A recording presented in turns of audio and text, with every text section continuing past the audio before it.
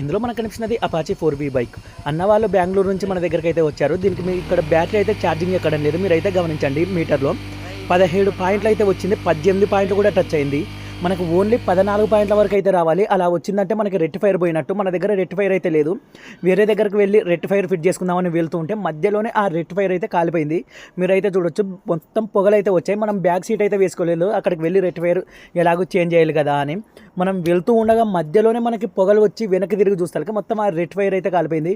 నేను బైక్ వెంటనే ఆపేసుకొని అక్కడ జంక్షన్లు అన్నీ అయితే తీసేసుకోవడం అయితే జరిగింది. మీరైతే చూడొచ్చు ఇక్కడ మొత్తం ఆ వైర్లన్నీ ఒకదానికి ఒకటి టచ్ అయ్యి పూర్తిగా కాలిపోయాయి. మనకి రెక్టిఫైర్ కూడా మీరు చూశారంటే అది కాలి పేలింది లోపల వచ్చేసి. మనకు సేమ్ రెక్టిఫైర్ అయితే దొరకలేదు. అందుకని వేరే రెక్టిఫైర్ ఆల్టర్నేట్గా దీనికి రెడీ చేయడం అయితే జరిగింది. అన్న వాళ్ళు బెంగళూరు వెళ్ళాలి కాబట్టి మనం వేరే రెక్టిఫైర్ వేసి ఇక్కడ మళ్ళీ బైక్ స్టార్ట్ చేస్తే మీరైతే చూడండి పర్ఫెక్ట్గా 14 పాయింట్ అయితే చూపిస్తుంది. మనకి ఎప్పుడైనా కూడా 14 పాయింట్లకు పైన ఎక్కువ వచ్చిందంటే రెక్టిఫైర్ పోయిందని అర్థం చేసుకోవాలి ఫ్రెండ్స్.